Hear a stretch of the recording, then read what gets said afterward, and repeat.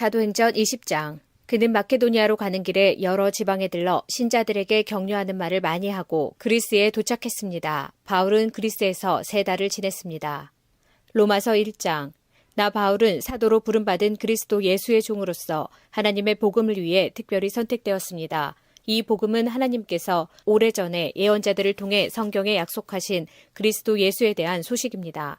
하나님의 아들이신 그분은 인간의 족보로는 다윗의 후손으로 태어나셨습니다. 그러나 성결하게 하는 영으로는 죽은 자들 가운데서 부활하심으로써 능력 있는 하나님의 아들로 선언되셨습니다. 이분이 바로 우리 주 예수 그리스도이십니다. 그분을 통해 우리는 은혜와 사도의 직분을 얻었습니다. 우리가 해야 할 일은 모든 이방인들을 불러 주 예수 그리스도의 이름을 믿고 순종하게 하는 것입니다. 여러분도 그들과 함께 부르심을 받아 예수 그리스도의 사람이 되었습니다. 하나님의 사랑을 받아 성도로 부름을 받게 된 로마에 있는 모든 분들에게 하나님 우리 아버지와 주 예수 그리스도께서 은혜와 평강을 내리시기를 바랍니다. 먼저 예수 그리스도를 통해 나의 하나님께 감사합니다. 이는 여러분의 믿음이 온 세상에 널리 알려졌기 때문입니다. 나는 하나님의 아들에 관한 복음을 전할 때마다 기도 중에 늘 여러분을 생각하고 있었습니다.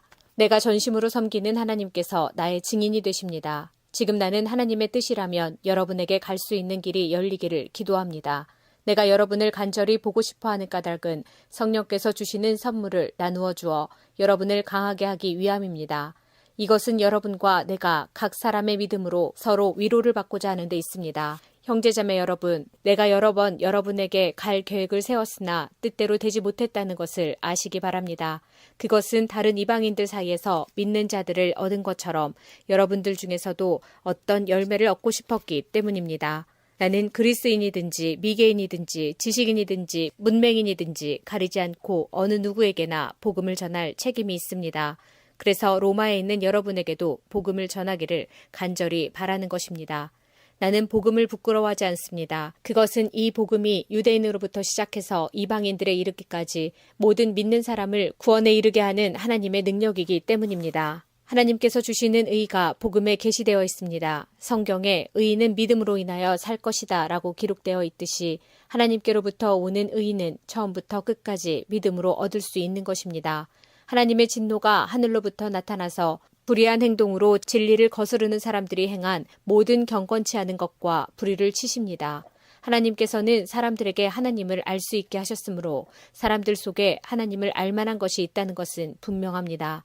세상이 창조된 이래로 하나님의 보이지 않는 성품인 그분의 영원한 능력과 신성은 그가 만드신 만물을 보고서 분명히 알 수 있게 되었습니다. 그러므로 사람들은 핑계를 댈 수 없습니다. 사람들은 하나님을 알면서도 하나님께 영광을 돌리지도 않았고 하나님께 감사하지도 않았습니다. 오히려 사람들은 헛된 것을 생각했으며 그들의 어리석은 마음은 어둠으로 가득 찼습니다. 사람들은 자기들이 지혜롭다고 생각하지만 사실은 어리석습니다. 또 사람들은 불멸의 하나님의 영광을 죽을 수밖에 없는 인간이나 새나 짐승 또는 뱀과 같은 모양으로 바꾸어 버렸습니다. 그래서 하나님께서는 사람들이 원하는 대로 죄악된 행동을 하도록 내버려 두셨습니다. 사람들은 이제 가지각색의 더러운 죄를 지어 자기들끼리 부끄러운 짓을 행하여 몸을 더럽혔습니다. 사람들은 하나님의 진리를 거짓으로 바꾸었습니다. 창조주 되신 하나님보다 지음받은 피조물들을 더 예배하고 섬겼습니다. 하나님은 영원히 찬송을 받으실 분입니다. 아멘. 이런 이유로 하나님은 사람들을 부끄러운 욕망의 노예로 살게 내버려 두셨습니다. 여자들은 남자들과의 자연스러운 성관계를 여자와 성관계를 갖는 것으로 바꾸었습니다. 이와 똑같이 남자들도 여자들과 행하는 자연스러운 성관계를 버리고 남자들끼리 정욕에 불타 남자가 남자와 부끄러운 짓을 했습니다. 그래서 스스로 그 잘못에 합당한 벌을 받았습니다. 사람들이 하나님을 아는 것을 하찮게 여겼으므로 하나님께서는 사람들이 타락한 생각에 빠지게 하시고 사람들이 해서는 안 될 일들을 하게 내버려 두셨습니다. 그들은 온갖 불의와 악행과 탐욕과 악독으로 가득 찬 사람들입니다. 또한 시기와 살인과 다툼과 속임과 저기로 가득 찼으며 남에 대해 말하기를 좋아하고 남들을 비방하고 하나님을 미워하며 거만하고 건방지며 뽐내기를 잘합니다. 그들은 악한 일을 계획하고 부모님께 순종하지 않습니다. 그들은 양심도 없으며 약속을 지키지 않으며 친절하지도 않고 동정심도 없습니다. 사람들은 그런 일을 행하는 사람은 죽어 마땅하다는 하나님의 의로우신 법을 알면서도 자신들만 그런 악한 행동을 계속하는 것이 아니라 그런 행동을 저지르는 다른 사람들까지 잘한다고 두둔합니다. 로마서 2장. 그러므로 다른 사람을 판단하는 사람도 변명할 수 없게 되었습니다. 다른 사람을 판단하는 사람은 자신도 똑같은 행동을 하고 있으므로 자기 자신을 판단하는 셈입니다. 이런 일을 행하는 사람들에게 하나님께서 의로운 심판을 내리시리라는 것을 우리는 알고 있습니다. 악한 일을 행하는 사람들을 판단하면서 실은 자신도 똑같은 일을 하고 있는 사람에게 한마디 하겠습니다. 그대가 혹시라도 하나님의 심판을 피할 수 있다고 생각합니까? 그렇지 않다면 하나님의 자비로우심이 여러분을 회개로 이끄신다는 것을 깨닫지 못하고 그분의 자비로우심과 넓으신 아량과 오래 참으심의 풍성함을 멸시하는 것입니까? 어리석게도 이런 사람은 완고하고 회개하지 않음으로 말미암아 하나님의 의로우신 심판이 나타나는 날에 받을 진노를 스스로 쌓고 있습니다. 하나님께서는 각 사람이 행한 그대로 갚아주실 것입니다. 인내로써 선한 일을 행하며 영광과 존귀와 영원한 것을 구하는 사람들에게는 하나님께서 영생을 주실 것입니다. 그러나 이기적인 욕심만 가득하여 진리를 거스르고 옳지 않은 것을 따르는 사람에게는 하나님께서 진노와 화를 내리실 것입니다. 악한 일을 행하는 모든 사람에게 환난과 고통이 있을 것입니다. 유대인으로부터 시작해서 이방인들에 이르기까지 그러할 것입니다. 그러나 선한 일을 행하는 모든 사람에게는 영광과 존귀와 평강이 있을 것입니다. 유대인으로부터 시작해서 이방인들에 이르기까지 그러할 것입니다. 그것은 하나님께서 모든 사람을 차별하지 않으시기 때문입니다. 율법을 모르는 사람들이 죄를 지으면 율법과 상관없이 망할 것이요. 율법을 아는 사람들이 죄를 지으면 율법에 따라 심판을 받을 것입니다. 그것은 하나님 앞에서는 율법을 듣는 사람이 의로운 사람이 아니라 오직 율법을 행하는 사람이라야 의롭다고 인정받기 때문입니다. 이런 까닭에 율법을 가지고 있지 않은 이방인들이 본성에 따라서 율법이 요구하는 대로 행하였다면 그 사람은 율법을 가지고 있지 않지만 자신이 자기에게 율법이 되는 것입니다. 이런 사람들은 율법이 요구하는 것이 그들 마음속에 새겨져 있는 것을 보여주며 그들의 양심이 그것을 증언하고 그들의 생각이 그들의 잘못을 고소하기도 하며 그들 자신을 변명하기도 합니다. 이 모든 일은 내가 전파한 복음대로 하나님께서 예수 그리스도를 통해 사람들의 비밀스러운 삶들을 심판하실 때 일어날 것입니다. 자신을 유대인이라 부르는 여러분은 어떠합니까? 여러분은 모세의 율법을 의지하며 하나님과 사귄다고 자랑합니다. 여러분은 하나님의 뜻이 무엇인지도 알며 율법을 배웠기 때문에 무엇이 옳은지도 분별할 수 있습니다. 여러분은 스스로가 안못 보는 사람의 인도자요, 어둠 속에 있는 사람의 빛이라고 확신하고 있습니다. 또 율법에서 지식과 진리의 근본을 터득했다고 하면서 여러분 자신을 어리석은 사람의 교사요, 어린아이의 선생이라고 생각합니다. 그러는 여러분이 다른 사람은 가르치면서 왜 여러분 자신은 가르치지 않습니까? 다른 사람에게는 도둑질하지 말라고 설교하면서 여러분 자신은 왜 도둑질을 합니까? 간음하지 말라고 말하면서 여러분은 왜 간음을 행합니까? 우상은 미워하면서 여러분은 왜 신전에 있는 물건을 훔칩니까? 율법이 있다고 자랑하면서도 그 율법을 지키지 않음으로써 하나님을 욕되게 하는 까닭은 또 무엇입니까?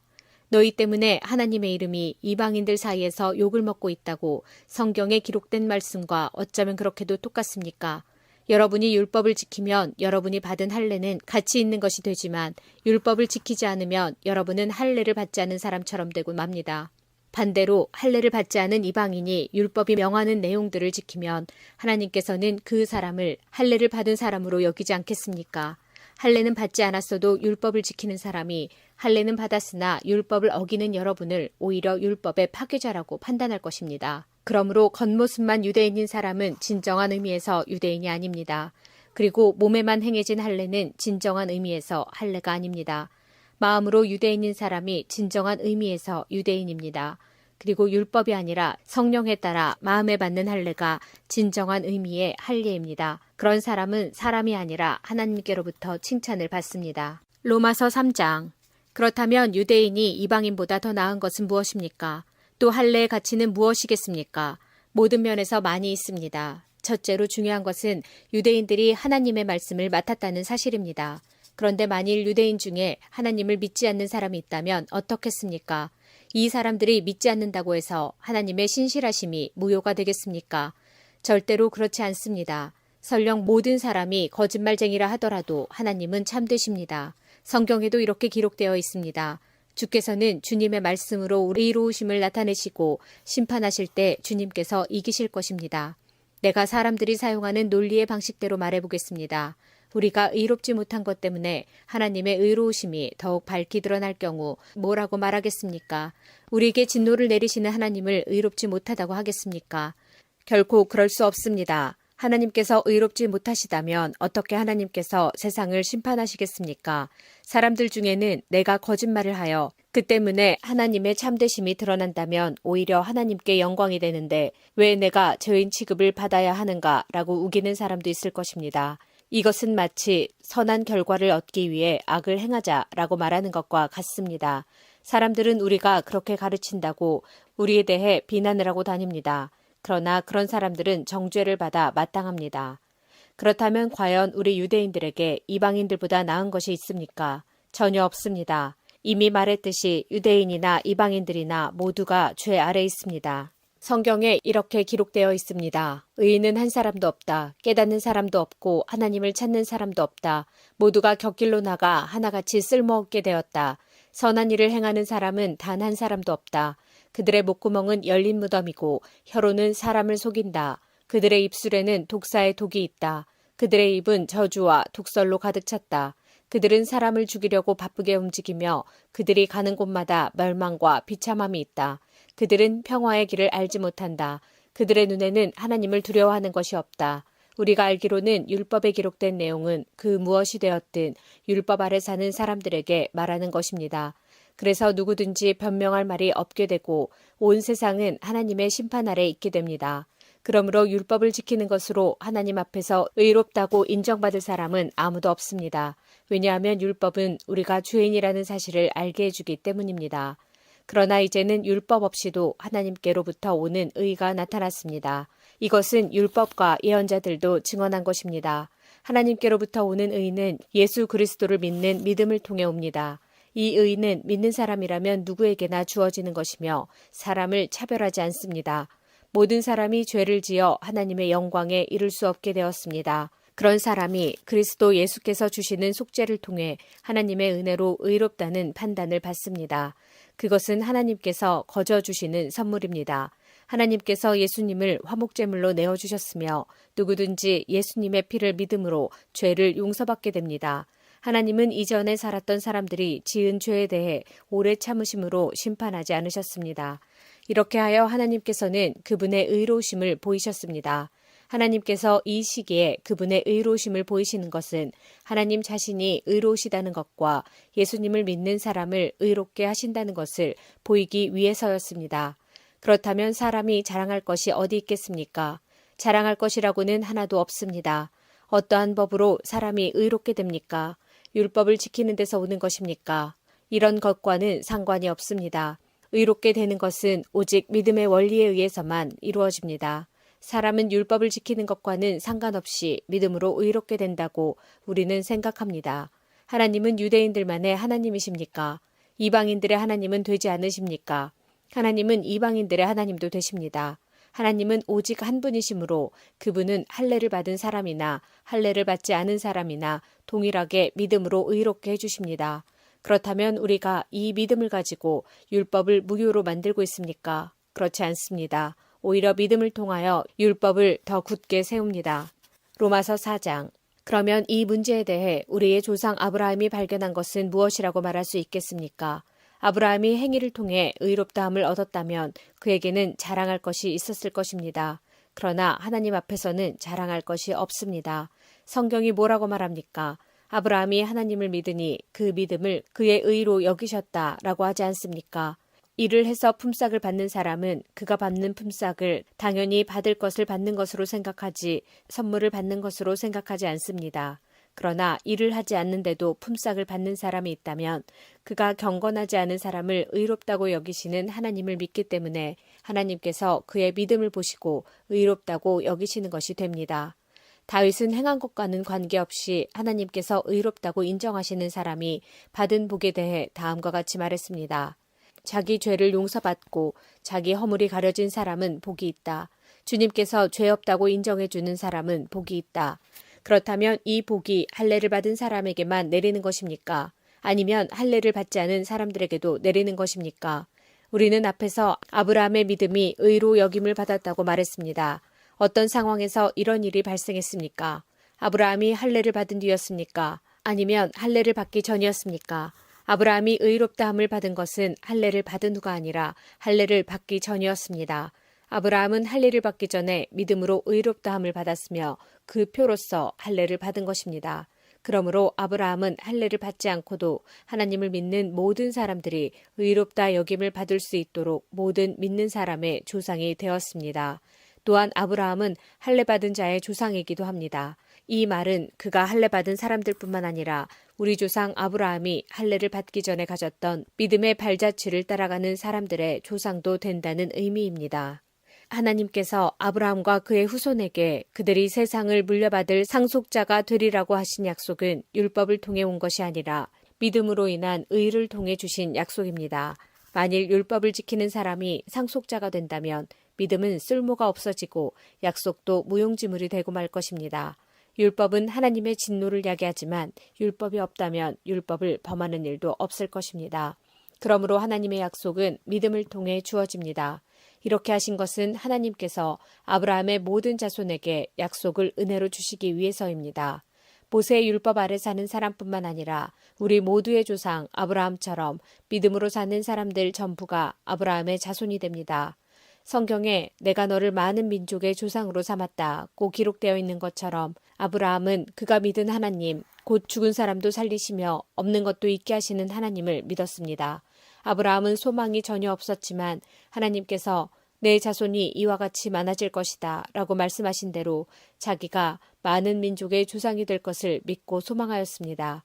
아브라함은 100살이나 되어 거의 죽은 사람이나 다름없게 되었고 사라도 나이가 많아 아기를 낳을 수 없다는 것을 알았지만 하나님을 믿는 믿음이 약해지지 않았습니다. 그는 하나님의 약속에 대해 불신하거나 의심하지 않고 오히려 그 약속을 굳게 믿어 하나님께 영광을 돌렸습니다. 아브라함은 하나님께서 친히 약속하신 것을 이루실 능력이 있다는 것을 확신했습니다. 이것이 바로 하나님께서 그 믿음을 그의 의로 여기셨다라고 말씀하신 이유입니다. 그의 의로 여기셨다는 말은 아브라함만을 위해 기록된 것이 아닙니다. 그 말은 우리 주 예수님을 죽은 자 가운데서 다시 살리신 분을 믿음으로 의롭다함을 얻게 될 우리를 위해서도 기록되었습니다. 예수님은 우리의 죄 때문에 죽임을 당하셨고 우리를 의롭게 하시려고 다시 살아나셨습니다. 로마서 5장. 우리가 믿음으로 의롭다함을 받았으므로 우리는 우리 주 예수 그리스도로 말미암아 하나님과 함께하는 평강을 누리고 있습니다. 예수 그리스도에 의해서 또 믿음으로 우리는 지금 우리가 서 있는 이 은혜의 자리에 들어와 있습니다. 그리고 하나님의 영광을 소망하며 즐거워합니다. 이뿐만 아니라 우리는 환난을 당하더라도 즐거워합니다. 그것은 환난이 인내를 낳고 또 인내는 연단된 인품을 낳고 연단된 인품은 소망을 낳는 것을 알기 때문입니다. 이 소망은 절대로 우리의 기대를 저버리지 않습니다. 그것은 하나님께서 우리에게 주신 성령을 통해 우리 마음에 하나님의 사랑을 부어주셨기 때문입니다. 우리가 아직 연약할 때에 그리스도께서 시의적절할 때에 경건하지 않은 사람들을 위해 죽으셨습니다. 의인을 위해 죽는 사람은 거의 없습니다. 간혹 선한 사람을 위해 죽겠다고 나서는 사람이 있을지는 모르겠습니다. 그런데 그리스도께서는 우리가 아직 죄인이었을 때에 우리를 위해 죽으셨습니다. 이것으로써 하나님께서는 우리를 향한 그분의 사랑을 나타내셨습니다. 그러므로 우리는 그리스도의 피로 말미암아 의롭다함을 얻었으므로 우리가 그리스도를 통해 하나님의 진노로부터 구원을 받을 것은 더욱 확실합니다. 우리가 하나님과 원수되었을 때도 그리스도의 죽음을 통해 하나님과 화해하게 되었다면 이렇게 하나님과 화목을 누리고 있는 사람들이 그분의 생명으로 말미암아 구원을 받게 될 것은 더욱 확실합니다. 이뿐만 아니라 우리는 이제 우리 주 예수 그리스도를 통해 하나님 안에서 즐거워합니다. 예수 그리스도로 말미암아 이제 우리는 하나님과 화해하게 되었습니다.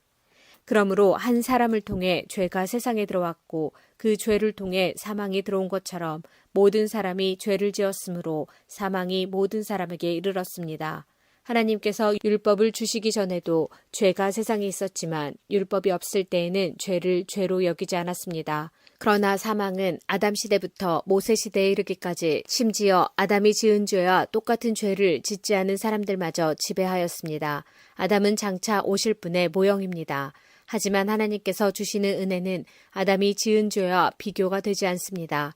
많은 사람이 그 한 사람의 죄 때문에 죽었다면 한 사람 예수 그리스도의 은혜로 인한 하나님의 은혜와 선물은 많은 사람에게 더욱 넘쳤습니다. 또한 하나님의 선물과 아담의 죄는 차이가 있습니다. 한 사람의 죄 때문에 심판이 오게 되고 모든 사람을 정죄에 이르게 했으나 하나님의 은혜의 선물은 많은 범죄 때문에 오게 되어 많은 사람에게 의롭다함을 받게 하였습니다. 한 사람의 죄로 말미암아 사망이 왕노릇하였다면 하나님의 넘치는 은혜와 의롭다고 여기시는 선물을 받는 사람들은 한 분 예수 그리스도를 통해 참 생명 안에서 더욱더 왕노릇하게 될 것입니다. 그러므로 한 사람의 범죄 때문에 모든 사람이 죄인이 되었지만 한 사람의 의로운 행동 때문에 모든 사람에게 생명을 낳게 하는 의로움이 발생했습니다.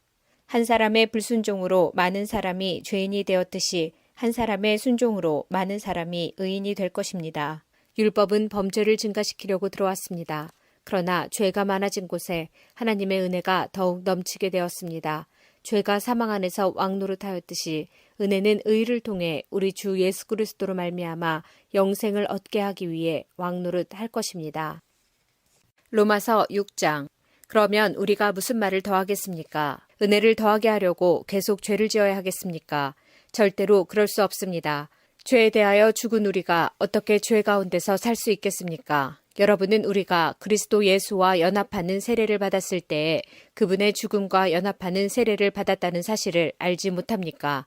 그러므로 우리가 죽음에 이르는 세례를 받음으로 그리스도와 함께 묻힌 것은 그리스도께서 아버지의 영광으로 죽은 자들 가운데서 살아나신 것처럼 우리도 새 생명 가운데서 살기 위함입니다. 우리가 그리스도와 연합하여 그분의 죽음에 참여하였다면 그분과 연합하여 그분의 부활에도 참여할 것이 확실합니다. 우리는 우리의 옛사람이 그리스도와 함께 십자가에 못 박혀 죄의 몸이 무력하게 되었으므로 우리가 더 이상 죄의 노예가 되지 않는다는 것을 압니다. 그것은 죽은 사람은 죄의 세력에서 해방되었기 때문입니다. 우리가 그리스도와 함께 죽었다면 또한 그리스도와 함께 살아날 것도 믿습니다. 그리스도께서는 죽은 자들 가운데서 살아나셨기에 다시는 죽는 일이 없어 죽음이 그분을 지배하지 못한다는 것을 우리는 압니다. 그리스도께서 죽으신 것은 죄에 대해서 단번에 죽으신 것이며 그리스도께서 다시 살아나신 것은 하나님께 대하여 살아나신 것입니다. 이와 같이 여러분도 여러분 자신을 죄에 대해서는 죽은 사람으로 하나님께 대해서는 그리스도 예수 안에서 살아있는 사람으로 생각하십시오. 그러므로 죽게 될 여러분의 몸에 죄가 왕노릇하여 몸의 욕심을 따라 살지 않도록 하십시오. 또한 여러분의 몸을 불의를 행하는 도구로 죄에게 내어주지 말고 죽은 자들 가운데서 살아난 자들답게 여러분의 몸을 의를 행하는 도구로 여러분 자신을 하나님께 드리십시오. 여러분은 율법 아래 있지 않고 은혜 아래 있으므로 죄가 여러분에게 왕노릇할 수가 없습니다. 그러면 어떻게 해야 하겠습니까? 우리가 율법 아래 있지 않고 은혜 아래 있다고 해서 죄를 짓자는 말입니까? 절대로 그럴 수는 없습니다. 여러분이 어떤 사람에게 복종하여 여러분 자신을 그 사람에게 바치면 여러분은 그 사람의 종이 된다는 것을 알지 못하십니까? 여러분은 죽음에 이르는 죄의 종이 될 수도 있고 의에 이르는 순종의 종이 될 수도 있습니다. 그러나 하나님께 감사할 것이 있습니다. 여러분이 전에는 죄의 종이었으나 전수받은 가르침의 본에 전심을 다해 복종함으로써 죄로부터 해방되어 의의 종이 되었습니다. 여러분의 육신이 연약하기 때문에 일상적인 말로 예를 들어 말하겠습니다. 여러분이 전에는 여러분의 몸을 더러움과 불법의 종으로 들여 불법을 행했습니다. 그러나 이제는 여러분의 몸을 의의 종으로 들여 거룩함에 이르십시오.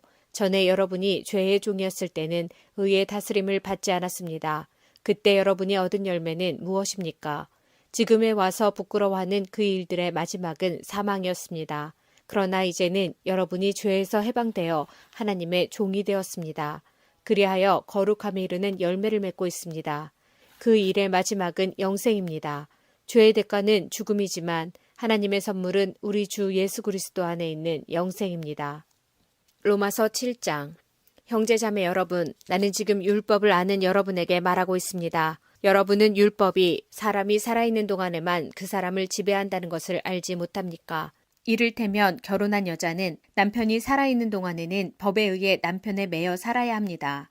하지만 남편이 죽으면 그 여자는 남편에게 매여 있던 법에서 해방됩니다. 그래서 여자가 남편이 아직 살아있는데도 다른 남자와 결혼하면 그 여자는 간음죄를 짓는 것이 되지만 만일 남편이 죽으면 그 여자는 그 법에서 해방되므로 다른 남자와 결혼하더라도 간음죄를 짓는 것이 되지 않습니다.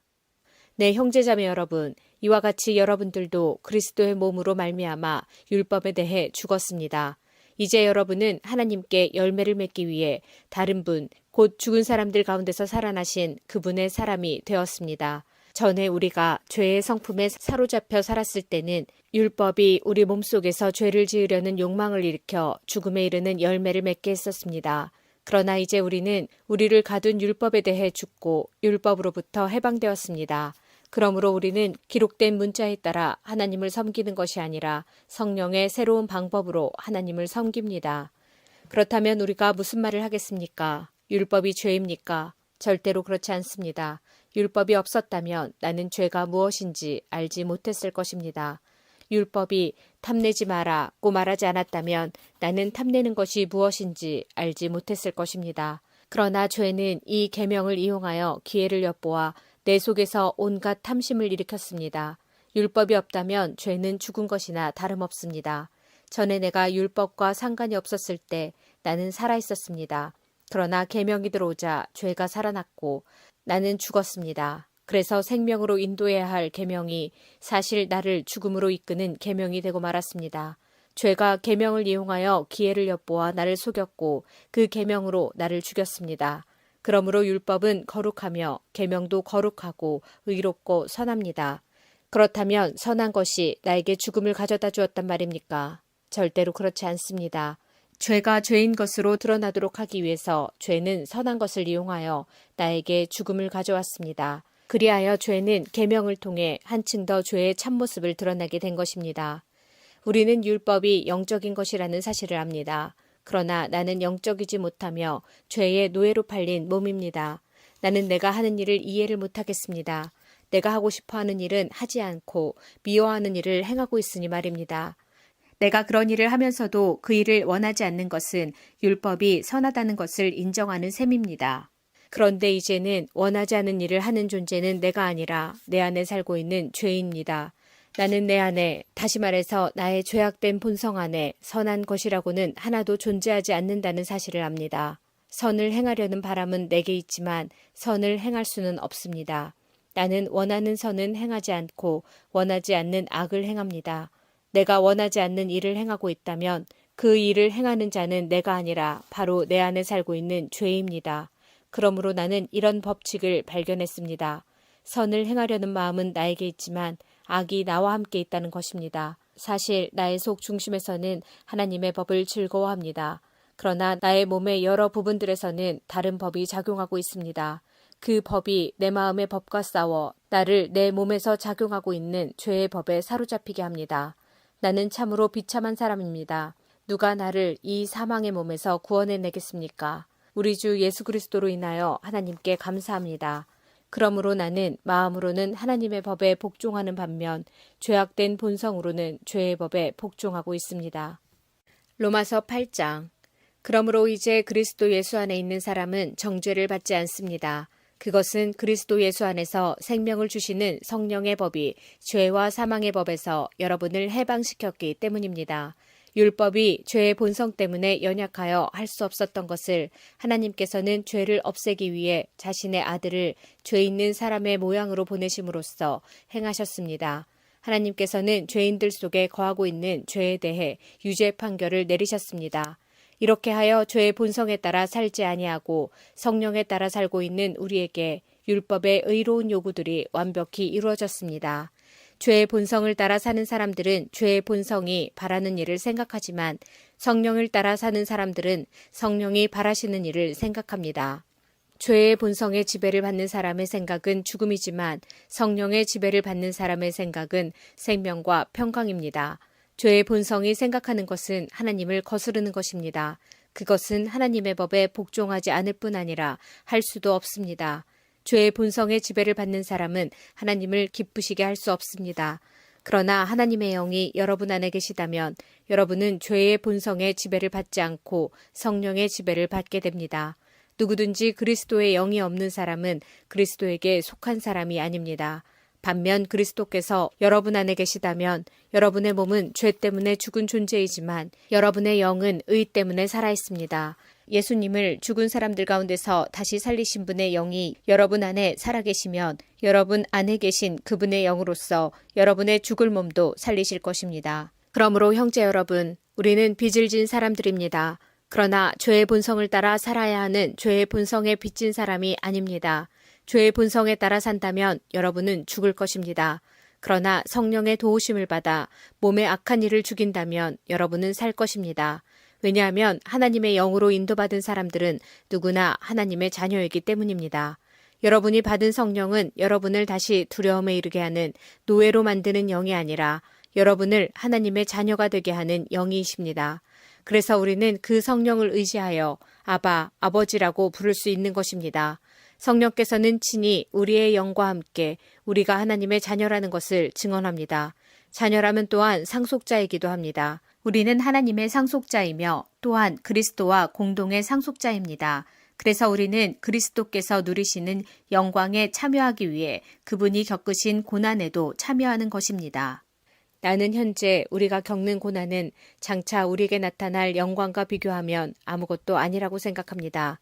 모든 피조물은 하나님의 자녀들이 나타나기만을 간절히 기다리고 있습니다. 피조물은 허무하게 되었습니다. 그렇게 된 것은 피조물이 원해서가 아니라 그렇게 하신 하나님의 뜻 때문이었습니다. 하지만 소망은 있습니다. 그것은 피조물도 썩어짐의 굴레에서 해방되어 하나님의 자녀가 누리는 영광스러운 자유에 참여하리라는 소망입니다. 우리는 모든 피조물이 이제까지 신음하고 해산의 고통을 겪고 있다는 것을 압니다. 피조물만 아니라 성령의 첫 열매를 받은 우리들 자신도 속으로 신음하며 우리가 하나님의 자녀가 되는 것과 우리 몸이 구속될 것을 간절히 기다리고 있습니다. 우리는 이러한 소망으로 구원을 받았습니다. 눈에 보이는 소망은 소망이 아닙니다. 보이는 것을 소망하는 사람이 어디 있겠습니까? 따라서 우리가 아직 보지 못한 것을 소망한다면 우리는 그것을 인내함으로 기다려야 합니다. 이처럼 성령께서는 우리의 약함을 도와주십니다. 우리는 무엇을 기도해야 하는지는 모르지만 성령께서는 말로 다 표현할 수 없는 간절함으로 우리를 위해 중보기도를 하십니다. 사람의 마음을 꿰뚫어 보시는 하나님께서는 성령의 생각이 무엇인지를 아십니다. 그것은 성령께서 하나님의 뜻에 따라 성도들을 위해 중보기도를 하시기 때문입니다. 우리는 하나님께서 모든 일을 하나님을 사랑하는 사람, 즉 하나님의 목적을 위해 부름을 입은 사람들의 선을 위하여 하신다는 것을 알고 있습니다. 하나님께서는 전부터 하셨던 사람들을 그분의 아들과 동일한 형상을 갖도록 미리 정하시고 하나님의 아들을 많은 형제들 중에서 맏아들이 되게 하셨습니다. 하나님께서는 미리 정하신 사람들을 부르셨고 부르신 사람들을 의롭다고 하셨고 의롭다고 하신 사람들을 영화롭게 하셨습니다. 이 점에 대해 우리가 무엇이라고 말할 수 있겠습니까?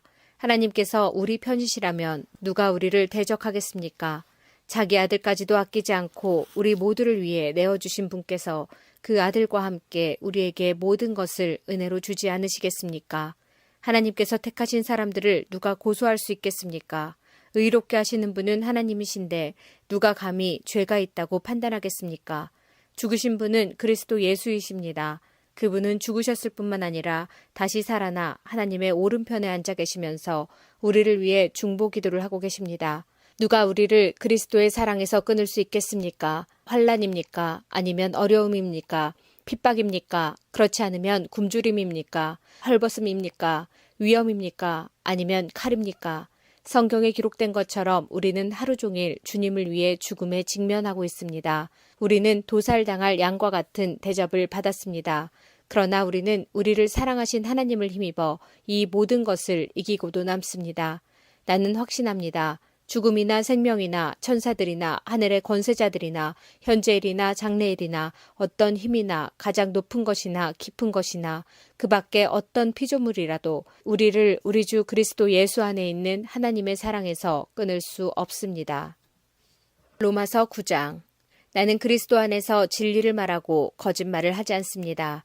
이것은 성령 안에서 내 양심이 확증하는 사실입니다. 내게는 큰 슬픔이 있고 내 마음속에는 고통이 쉴 새 없이 밀려옵니다. 나는 내 동포, 내 동족들을 위해서라면 나 자신이 저주를 받아 그리스도로부터 끊어져도 좋다는 각오가 되어 있습니다. 그들은 이스라엘 백성으로서 하나님의 아들이라는 신분을 얻었습니다. 그들에게는 하나님의 영광이 있고 하나님과 맺은 언약이 있고 율법과 성전 예배와 약속들이 있습니다. 족장들이 그들의 조상들이며 그들의 혈통에서 그리스도께서 나셨습니다. 그리스도는 만물 위에 계시는 하나님이시며 영원토록 찬양을 받으실 하나님이십니다. 아멘. 하나님께서 그들에게 하신 약속이 실패로 돌아갔다는 것이 아닙니다. 이스라엘에서 태어난 사람이라고 해서 다 이스라엘 백성인 것은 아닙니다. 아브라함의 자손이라고 해서 다 아브라함의 자녀인 것은 아닙니다. 하나님께서는 이삭에게서 난 자라야 내 자손이라 부르리라고 말씀하셨습니다. 다시 말해서 자연적인 출생에 의해 태어난 아브라함의 자손이 하나님의 자녀가 되는 것이 아니라 약속의 자녀라야만 아브라함의 자손으로 여김을 받게 된다는 말입니다. 하나님께서 아브라함에게 하신 약속은 이러합니다. 정한 때가 되어 내가 다시 오리니 사라가 아들을 낳을 것이다. 그뿐만 아닙니다. 리브가가 우리 조상 이삭 한 사람에게서 아이를 임신했을 때에도 그랬습니다.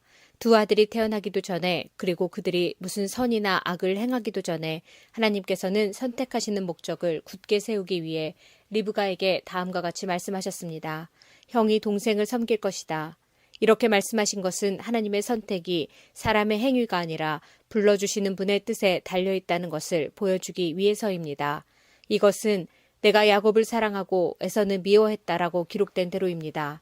그렇다면 우리가 무엇이라고 말할 수 있겠습니까? 하나님이 공정하지 못하시다고 말할 수 있겠습니까? 그럴 수 없습니다. 하나님께서 모세에게 내가 자비를 베풀고자 하는 사람에게 자비를 베풀고 불쌍히 여기고자 하는 사람을 불쌍히 여기겠다라고 말씀하셨습니다. 그러므로 모든 것이 사람의 요구나 노력에 달려있는 것이 아니라 하나님의 자비에 달려있는 것입니다. 이런 이유로 하나님께서는 파라오에게 내가 너를 왕으로 세운 것은 너를 통해 내 능력을 나타내고 내 이름을 온 땅에 두루 전하기 위함이다 라고 말씀하셨던 것입니다. 그러므로 하나님께서는 그분의 뜻대로 어떤 사람에게는 자비를 베푸시고 또 어떤 사람은 완고하게도 만드십니다. 그러면 여러분 중에서는 나에게 이렇게 말할 사람이 있을지 모르겠습니다.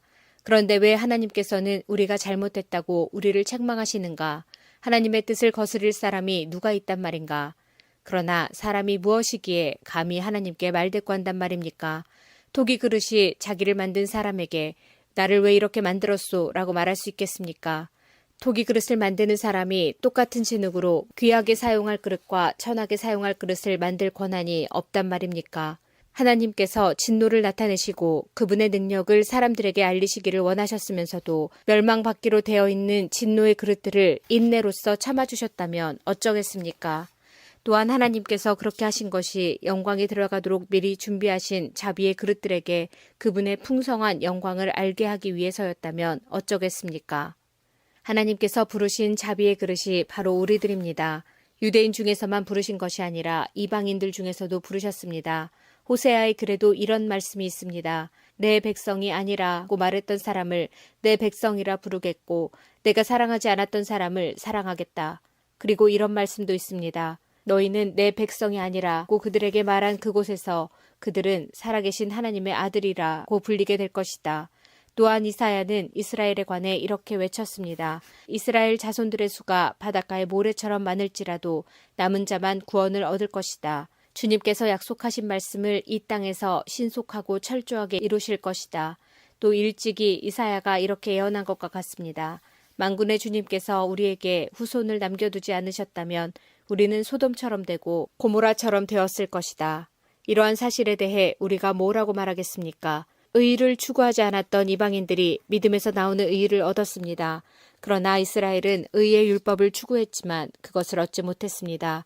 왜 얻지 못했을까요? 그것은 그들이 믿음에서 나오는 의의를 추구한 것이 아니라 그 의의가 마치 행위에서 나오는 것으로 생각하고 의의를 추구했기 때문입니다. 그래서 그들은 걸림돌에 걸려 넘어지고 말았습니다. 성경에 보아라, 내가 시온에 사람들의 발에 부딪히게 하는 돌과 사람들을 걸려 넘어지게 하는 바위를 놓으리니 그를 믿는 사람은 부끄러움을 당하지 않을 것이다 라고 기록된 것과 같습니다. 로마서 10장. 성도 여러분, 나는 내 동족 이스라엘 백성이 구원받을 수 있기를 하나님께 진심으로 갈망하며 기도합니다. 이스라엘에 관해 나는 이렇게 증언할 수 있습니다. 그들은 하나님께 대한 열심이 있습니다만 그 열심이 지식에 기초하고 있지 않다는 것입니다. 그들은 하나님께서 주시는 의의를 알지 못하고 자신의 의의를 세우려고 노력하였기 때문에 하나님께서 주시는 의에 복종하지 않았습니다. 그리스도께서는 모든 믿는 자에게 의가 있도록 하기 위해서 율법의 마침이 되셨습니다. 모세는 율법으로 얻게 되는 의에 관하여 율법을 행하는 사람은 율법으로 말미암아 살 것이다 라고 기록했습니다. 그러나 믿음으로 얻은 의는 이렇게 말합니다. 너는 마음속으로 누가 하늘에 올라간단 말인가 라고 말하지 마라. 이 말은 그리스도를 땅으로 모셔 내려오겠다는 뜻입니다. 또는 누가 땅 아래로 내려간단 말인가 라고 말하지 마라. 이 말은 그리스도를 죽은 사람들로부터 모셔 올리겠다는 뜻입니다. 성경이 무엇이라고 말합니까? 말씀이 내게 가까이 있으니 내 입에 있고 내 마음에 있다. 이것이 바로 우리가 선포하는 믿음의 말씀입니다. 여러분이 만일 여러분의 입으로 예수님은 주님이시다 라고 고백하고 또 마음으로 하나님께서 그리스도를 죽은 자들 가운데서 다시 살리신 것을 믿으면 여러분은 구원을 얻을 것입니다. 여러분은 마음으로 믿어 의롭다함을 얻으며 입으로 고백하여 구원을 얻습니다. 성경은 이렇게 말합니다. 그를 믿는 자는 누구나 부끄러움을 당하지 않을 것이다. 유대인이나 그리스도인이나 차별이 없습니다. 동일한 주님께서 모든 사람의 주님이 되시며 그를 부르는 모든 사람에게 풍성한 복을 주십니다. 그것은 누구든지 주님의 이름을 부르는 자는 구원을 얻을 것이기 때문입니다. 그러면 그들이 믿지 않는 분을 어떻게 부를 수 있겠습니까? 또 그들이 들은 적이 없는 분을 어떻게 믿을 수 있겠습니까? 그들에게 선포해 주는 사람이 없는데 어떻게 그들이 들을 수 있겠습니까? 그들이 보냄을 받지 않았다면 어떻게 선포할 수 있겠습니까? 좋은 소식을 전하는 사람들의 발이 얼마나 아름다운가 라고 기록된 말씀처럼 말입니다. 그러나 이스라엘 백성이 다 복음을 받아들이는 것은 아닙니다. 이사야가 이렇게 말하였습니다. 주님, 우리가 전한 것을 누가 믿었습니까? 따라서 믿음은 말씀을 듣는 것에서 얻게 되고 말씀을 듣는 것은 그리스도의 말씀을 통해서 얻게 됩니다. 그러면 내가 묻겠습니다. 이스라엘 백성들이 복음을 들어본 적이 없단 말입니까?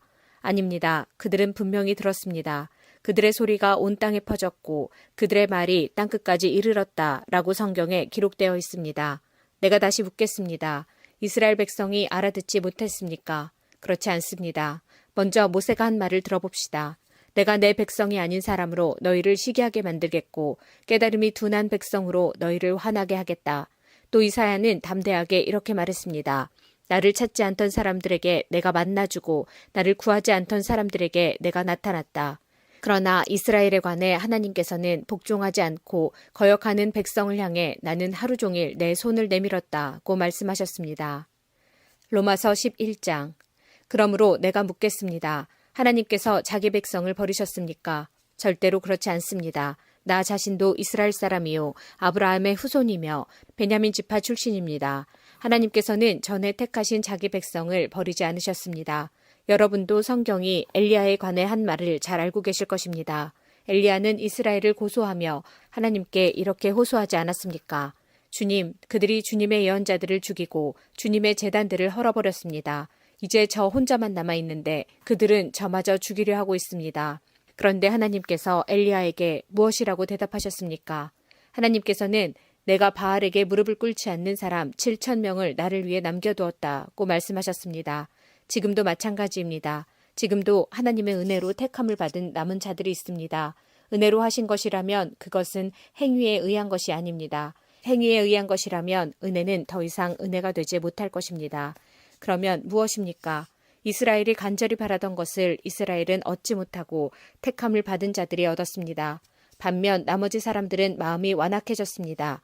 성경에도 이렇게 기록되어 있습니다. 하나님께서 그들에게 혼미한 영을 주셔서 오늘날까지 눈이 있어도 보지 못하고 귀가 있어도 듣지 못한다.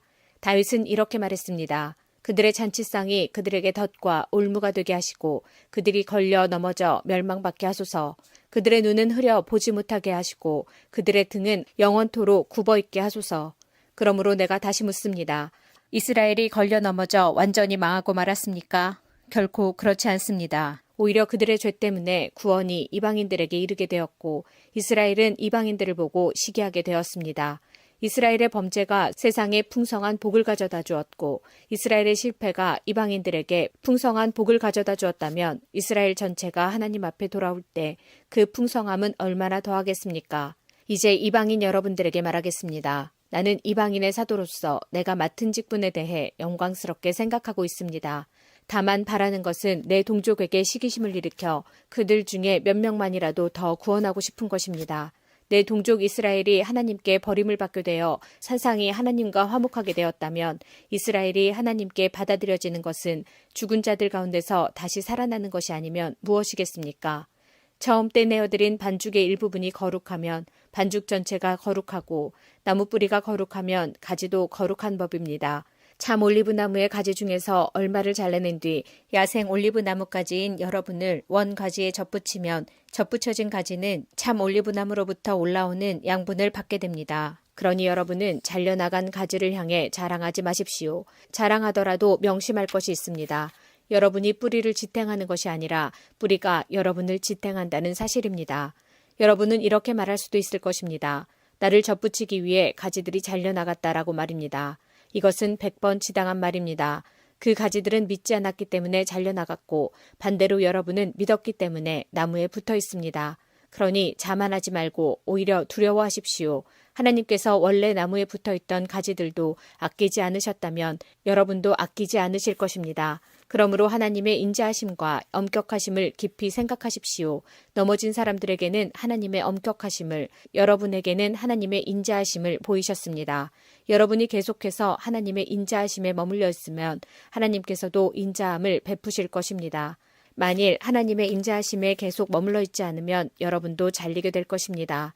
그리고 잘려나간 가지가 다시 믿게 되면 그들도 다시 접붙임을 받게 될 것입니다. 왜냐하면 하나님께는 그들을 다시 접붙이실 능력이 있기 때문입니다. 여러분은 본래 붙어있던 야생 올리브나무에서 잘려 여러분이 속한 종자와는 다른 좋은 올리브나무에 접붙여진 가지입니다. 그렇다면 원래 좋은 올리브 가지였던 유대인들이 원래 그들이 붙어있던 좋은 올리브나무에 접붙여지는 것은 얼마나 쉬운 일이겠습니까? 형제 여러분, 나는 여러분이 스스로 똑똑하다고 생각하는 일이 없도록 하기 위해 이 비밀에 대해 알기를 원합니다. 비밀의 내용은 이렇습니다. 이방인의 충만한 수가 하나님께 돌아오기까지 이스라엘 중에 얼마는 완악한 채로 있게 된다는 사실입니다. 그리하여 온 이스라엘이 구원을 얻을 것입니다. 성경에 이렇게 기록되어 있습니다. 구원자가 시온에서 나와 야곱의 자손에게서 경건하지 못한 것을 제거할 것이다. 이것은 내가 그들의 죄를 없앨 때 그들과 맺을 내 언약이다. 복음의 관점에서 볼 때 이스라엘은 여러분들 때문에 하나님의 원수가 되었습니다. 그러나 선택의 관점에서 볼 때 그들은 조상들 때문에 하나님의 사랑을 입은 사람들입니다. 하나님께서는 선물을 주시고 부르신 후에 무르는 법이 없습니다. 전에 하나님께 불순종하던 여러분이 이제 이스라엘이 불순종한 것 때문에 자비를 얻게 되었듯이 현재 이스라엘이 불순종하는 것은 여러분에게 내린 하나님의 자비하심을 그들도 받기 위해서입니다. 하나님께서는 모든 사람들에게 자비를 베푸시기 위해 모든 사람을 불순종하는 데에 가두어 두셨습니다. 오, 하나님의 지혜와 지식의 부유함은 참으로 깊습니다. 하나님의 판단은 헤아릴 수 없으며 그분의 길은 아무도 찾을 수가 없습니다. 누가 주님의 마음을 알았으며 누가 그분의 의논 상대자가 되었습니까? 누가 먼저 하나님께 무엇을 드려서 하나님의 답례를 받는단 말입니까? 이는 모든 것이 하나님께로부터 나왔고 하나님의 보살핌으로 보존되며 하나님의 영광을 위해 존재하기 때문입니다. 하나님께 영광이 영원토록 있기를 원합니다. 아멘. 로마서 12장. 그러므로 성도 여러분, 나는 하나님의 자비로서 여러분에게 권합니다. 여러분의 몸을 하나님을 기쁘시게 하는 거룩한 살아있는 제물로 드리십시오. 이것이야말로 여러분이 마땅히 드려야 할 영적인 예배입니다. 여러분은 이 세상을 본받지 말고 마음을 새롭게 하여 변화를 받으십시오. 그러면 여러분은 하나님의 선하시고 기뻐하시고 온전하신 뜻이 무엇인지를 분별할 수 있게 될 것입니다. 하나님께서 나에게 주신 은혜를 힘입어 여러분 한 사람 한 사람에게 말씀드리겠습니다. 여러분은 여러분 자신에 대하여 마땅히 생각해야 할 것 외에 다른 것을 생각하지 마십시오. 여러분은 하나님께서 각자에게 주신 믿음의 분량대로 냉철한 판단을 가지고 자신에 대하여 생각하십시오.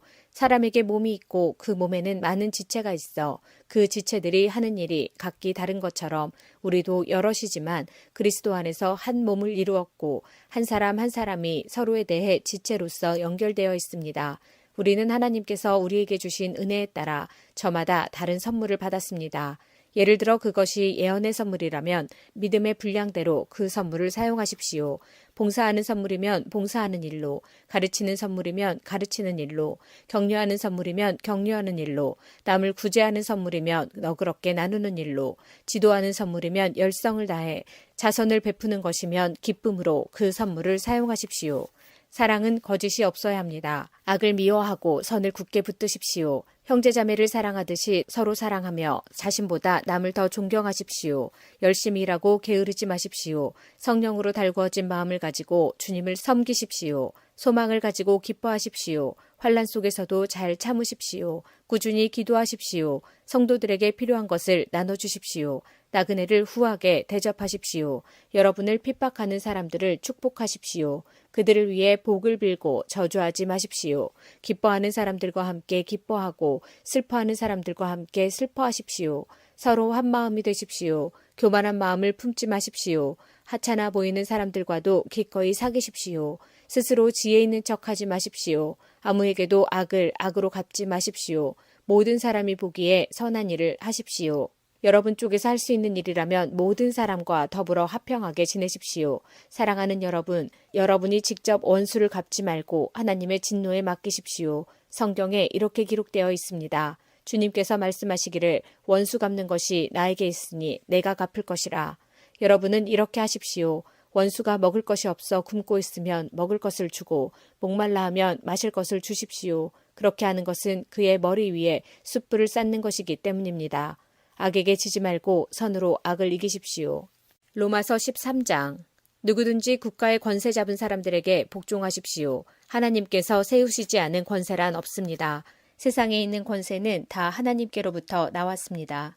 그러므로 그 권세를 거스르는 것은 권세를 세우신 하나님을 거스르는 것과 같습니다.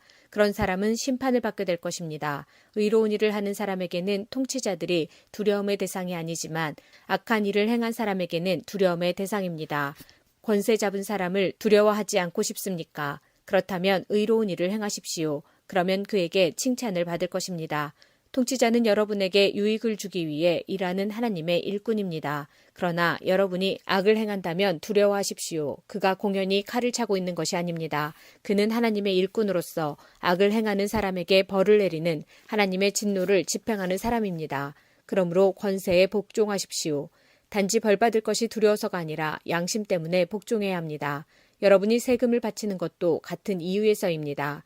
통치자들은 바로 이런 일에 종사하는 하나님의 일꾼들입니다. 모든 사람에게 해야 할 의무를 다 하십시오. 국세를 바쳐야 할 사람에게는 국세를 바치고 관세를 바쳐야 할 사람에게는 관세를 바치십시오. 두려워해야 할 사람은 두려워하고 존경해야 할 사람은 존경하십시오. 다른 사람을 사랑하는 빚 이외에는 아무 사람에게 아무런 빚도 지지 마십시오. 남을 사랑하는 사람은 율법을 온전히 이룬 것이나 다름없습니다. 율법에 간음하지 마라, 살인하지 마라, 도둑질하지 마라, 탐내지 마라는 계명과 그 밖에 여러 다른 계명들이 있지만 이 모든 계명은 내 이웃을 내 몸과 같이 사랑하라는 하나의 말씀으로 요약될 수 있습니다. 사랑은 이웃에게 악을 행하지 않습니다. 그러므로 사랑은 율법의 완성입니다. 이런 행동을 해야 하는 것은 여러분도 알고 있다시피 벌써 잠에서 깨어날 때가 되었기 때문입니다. 이제 우리의 구원이 처음 믿었을 때보다 더 가까워졌습니다. 밤이 거의 다 지나 낮이 가까웠습니다. 그러므로 어둠의 행실을 벗어버리고 빛의 갑옷을 입읍시다. 낮에 활동하는 사람처럼 단정히 행동합시다. 난잡한 유흥을 즐기지 말고 술 취하지 마십시오. 성적으로 문란하거나 퇴폐적인 생활을 버리십시오. 다투지 말고 질투하지 마십시오. 주 예수 그리스도로 옷 입으십시오. 죄의 본성이 바라는 정욕을 만족시키는 생각을 하지 마십시오. 로마서 14장. 믿음이 약한 사람을 받아들이고 논란이 있는 문제에 단언을 내리지 마십시오. 자기가 가지고 있는 믿음에 따라 모든 음식을 먹는 사람이 있지만 믿음이 약하여 채소만 먹는 사람도 있습니다. 모든 음식을 먹는 사람은 채소만 먹는 사람을 업신여기지 마십시오. 또 채소만 먹는 사람은 모든 음식을 먹는 사람을 비난하지 마십시오. 이는 하나님께서 그를 받으셨기 때문입니다. 여러분이 누구이기에 남의 종을 판단하십니까? 그가 서 있든지 넘어지든지 그것은 자기 주인이 관여할 문제입니다. 종이 서 있게 된다면 그것은 주님께서 그를 서게 할 수 있기 때문입니다. 어떤 날을 다른 날보다 더 중요하다고 생각하는 사람이 있는가 하면 모든 날이 다 같다고 여기는 사람도 있습니다. 이럴 경우 사람마다 자기 마음에 확신이 있어야 합니다. 어떤 날을 더 중요하게 여기는 사람도 주님을 위해 그런 생각을 하는 것이고 어떤 음식이나 다 먹는 사람도 주님을 위해 먹는 것입니다. 그는 음식을 먹을 때 하나님께 감사한 마음을 갖습니다. 음식을 가려 먹는 사람도 주님을 위해 그러하며 그 사람도 하나님께 감사한 마음을 가집니다. 우리 중에 자기 자신만을 위해 사는 사람은 한 명도 없으며 자기 자신만을 위해 죽는 사람도 없습니다. 우리가 산다면 그것은 주님을 위해 사는 것이고 죽는다면 주님을 위해 죽는 것입니다. 그러므로 살든지 죽든지 우리는 주님의 것입니다.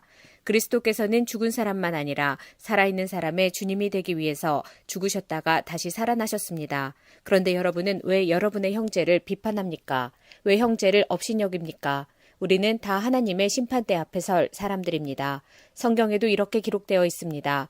주님께서 말씀하시기를 내가 살아있나니 모든 무릎이 내 앞에 꿇을 것이요 모든 혀가 하나님께 자백할 것이다. 그러므로 우리는 각자 자신이 한 일에 대해 하나님께 사실대로 말씀드리게 될 것입니다.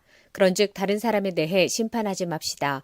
우리가 더욱 힘쓸 것은 형제의 길에 그를 넘어지게 하는 것이나 장애물을 놓지 않겠다고 결심하는 일입니다. 내가 주 예수님 안에 있는 사람으로서 확신하기로는 그 자체로 부정한 음식은 하나도 없습니다. 어떤 음식이 부정하다고 믿는 사람이 있다면 그 사람에게는 그 음식이 부정한 것입니다. 음식 문제로 여러분의 형제가 상처를 받았다면 여러분은 사랑으로 행동한 것이 아닙니다. 그리스도께서 대신해서 죽으신 그 형제를 음식 문제로 망하게 하지 마십시오. 그러므로 여러분이 옳다고 생각해서 하는 것이 오히려 비난의 대상이 되지 않게 하십시오. 하나님의 나라는 먹는 일이나 마시는 일이 아니라 성령 안에서 누리는 의와 평강과 기쁨입니다. 이런 마음으로 그리스도를 섬기는 사람은 하나님을 기쁘시게 하고 사람들에게도 인정을 받습니다. 그러므로 우리 모두 화평함을 이루는 일과 서로 덕을 세우는 일에 힘씁시다. 음식 문제로 하나님의 일을 무너뜨리지 않도록 합시다. 음식은 다 깨끗한 것이지만 어떤 음식을 먹은 것이 다른 사람을 넘어지게 한다면 그것을 먹는 것은 그 사람에게 좋지 못한 것입니다. 고기를 먹는다거나 술을 마신다거나 그 밖에 여러분의 형제를 넘어지게 하는 일은 하지 않는 것이 좋습니다. 여러분에게 어떤 신념이 있다면 그것은 여러분과 하나님 사이의 일로만 간직해 두십시오. 스스로 옳다고 믿는 일을 할 때 자신을 정죄하지 않는 사람은 복 있는 사람입니다. 그러나 의심을 하면서 먹는 사람은 정죄를 받은 것입니다. 그것은 믿음에서 나오는 것이 아니기 때문입니다. 믿음에서 나오지 않는 것은 다 죄입니다. 로마서 15장 강한 우리는 약한 사람들의 약점을 돌보아주고 우리 자신을 기쁘게 하지 말아야 합니다. 우리 각 사람은 이웃을 기쁘게 하되 그에게 유익을 끼치고 덕을 세워야 합니다. 그리스도께서는 자신을 기쁘게 하지 않으시고 성경에 주님을 모욕한 사람들의 모욕이 제게 임하였습니다. 라고 기록된 대로 사셨습니다. 이전에 기록된 모든 것은 우리를 가르치기 위해 기록된 것입니다. 그래서 우리는 성경의 인내와 위로로 말미암아 소망을 가집니다. 인내와 위로를 주시는 하나님께서 그리스도 예수의 뜻대로 여러분들 가운데 한 마음을 주시기를 바랍니다. 그리하여 여러분 모두가 한 마음과 한 입으로 우리 주 예수 그리스도의 하나님 아버지께 영광을 돌리시기를 바랍니다. 그러므로 그리스도께서 여러분을 받으신 것처럼 여러분도 서로를 받아들이십시오. 그것이 하나님께 영광이 되는 길입니다. 내가 여러분들에게 이 점을 말씀드리겠습니다. 그리스도께서는 하나님의 진실하심을 드러내시고 하나님께서 우리 조상들에게 하신 약속을 확증하기 위해서 할례받은 사람들의 종이 되셨습니다. 그래서 이방인들이 하나님께서 베푸신 자비에 대해서 하나님께 영광을 돌리게 된 것입니다. 성경에 이렇게 기록되어 있습니다. 그러므로 내가 이방인 중에서 주님을 찬양하고 주님의 이름을 찬송하겠습니다. 또 이렇게 기록되어 있습니다. 이방인들아 하나님의 백성과 함께 기뻐하여라. 또한 이런 말씀이 있습니다. 너희 모든 이방인들아 주님을 찬양하여라. 너희 모든 백성아 그를 찬송하여라. 또 이사야는 이렇게 말했습니다. 이새의 뿌리에서 나와 이방인들을 다스릴 이가 올 것이다. 이방인들은 그분에게 소망을 두리라. 여러분들이 하나님을 신뢰할 때 소망의 하나님께서 모든 기쁨과 평강으로 여러분을 채우셔서 성령의 능력으로 여러분에게 소망이 차고 넘치게 하시기를 바랍니다. 나의 형제자매 여러분, 나는 여러분이 선함이 가득하며 완전한 지식이 있으며 서로 권면할 만한 능력이 있다고 확신합니다. 그러나 하나님께서 내게 주신 은혜 때문에 여러분이 기억해 주시기를 바라는 마음으로 몇 가지 일에 대해 담대하게 이렇게 글을 씁니다. 하나님께서는 나를 이방인들을 위한 그리스도 예수의 일꾼이 되게 하셨습니다. 나는 이방인들이 성령으로 거룩하여지고 하나님께서 받으실 만한 제물이 되도록 하기 위해 하나님의 복음을 전하는 제사장의 직무를 담당하였습니다. 그러므로 나는 그리스도 예수 안에서 하나님을 섬긴 일을 자랑스럽게 생각합니다. 그리스도께서 내가 전하는 말과 행동을 통해 이방인들을 하나님께 복종하게 하신 일 이외에는 어떤 것도 감히 말하지 않겠습니다. 이방인들이 하나님께 복종하게 된 것은 표적과 놀라운 일과 성령의 능력으로 이루어졌습니다. 나는 예루살렘에서부터 일루리곤에 이르기까지 모든 지역을 다니며 그리스도의 복음을 충만하게 전파했습니다. 나는 다른 사람이 닦아놓은 터 위에 집을 세우지 않으려고 그리스도의 이름을 들어보지 못한 지역에 다니며 복음을 전하는 일에 힘썼습니다. 성경에 이렇게 기록되어 있습니다. 주님에 대한 소식을 받지 못한 사람들이 볼 것이요 듣지 못한 사람들이 깨달을 것이다. 내가 여러 차례 여러분에게 가려고 했으나 가지 못한 이유가 바로 여기 있습니다. 그런데 이제는 이 지역에서 더 이상 내가 일할 만한 곳이 없고 또 여러 해 전부터 여러분에게 가기를 원했으므로 스페인으로 가는 길에 여러분을 방문하여 잠시 여러분과 함께 지내면서 기쁨을 나누다가 여러분의 도움을 받아 스페인으로 가기를 소원합니다. 그러나 지금은 예루살렘에 있는 성도들에게 구제헌금을 전하러 예루살렘으로 가는 길입니다.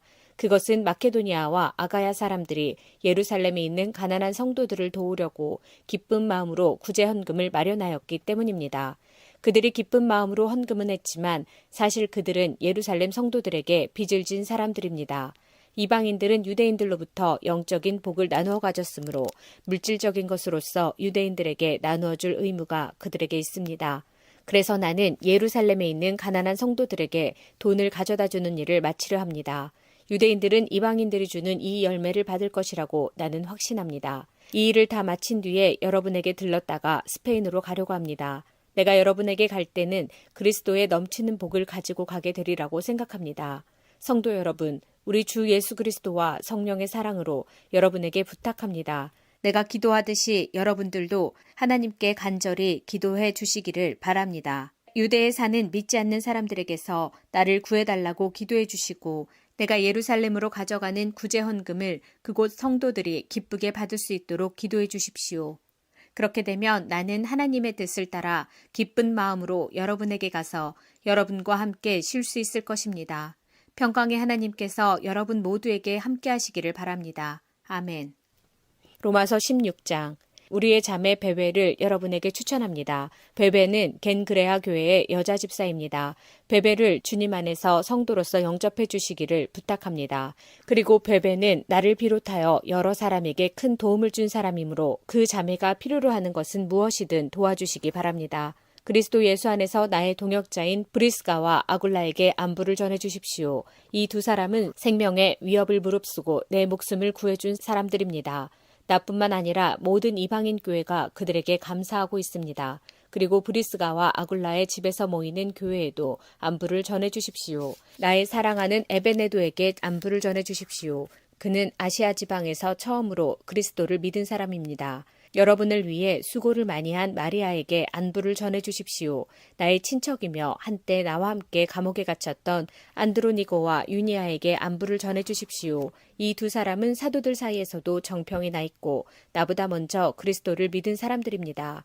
주님 안에서 내가 사랑하는 암블리아에게 안부를 전해 주십시오. 그리스도 안에서 우리의 동역자 우르바노와 나의 사랑하는 스타구에게 안부를 전해 주십시오. 그리스도 안에서 인정을 받은 아벨레에게 안부를 전해 주십시오. 아리스토블로의 가족에게 안부를 전해 주십시오. 나의 친척 헤로디온에게 안부를 전해 주십시오. 주님 안에 있는 나기수의 가족에게 안부를 전해 주십시오. 주님 안에서 수고를 많이 한 여성들인 두르베나와 두르보사에게 안부를 전해 주십시오. 주님을 위해 수고를 많이 한 사랑하는 버시에게 안부를 전해 주십시오. 주님 안에서 선택받은 루포와 그의 어머니에게 안부를 전해 주십시오. 루포의 어머니는 내 어머니이기도 합니다. 아순그리도와 블레곤과 허메와 바드로바와 허마와 그들과 함께 있는 성도들에게 안부를 전해 주십시오. 빌롤로고와 율리아와 네레오와 그의 여동생과 올름바와 이 사람들과 함께 있는 모든 성도들에게 안부를 전해 주십시오. 거룩한 입맞춤으로 서로 인사를 나누십시오. 그리스도의 모든 교회가 여러분에게 문안드립니다. 형제자매 여러분, 여러분에게 권합니다. 분열을 일으키고 여러분들이 배운 교훈에 어긋나는 믿음의 길에 장애물을 놓는 사람들을 경계하시고 그런 사람들을 멀리하십시오. 그런 사람은 우리 주 예수 그리스도를 섬기는 것이 아니라 자기의 배를 섬기며 달콤하고 아첨하는 말로 순진한 사람들의 마음을 속입니다.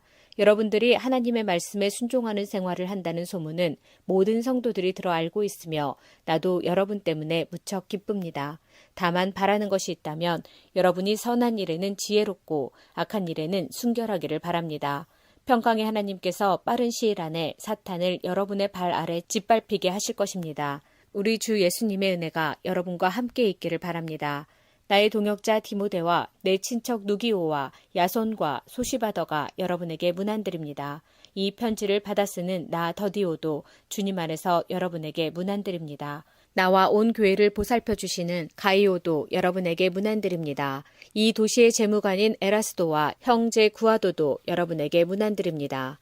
하나님께서는 내가 전파한 복음과 예수 그리스도에 관한 설교를 통해 그리고 과거 오랜 세월 동안 감추어 두셨던 비밀을 밝히 드러내심으로써 여러분을 굳세게 하십니다. 그 비밀이 지금은 밝히 드러났고 영원하신 하나님의 명령대로 예언자들의 글을 통해 알려져 모든 이방인들이 믿고 순종하게 되었습니다. 이런 일을 하신 오직 한 분이시고 지혜로우신 하나님께 예수 그리스도를 통하여 영광이 영원히 있기를 원합니다. 아멘.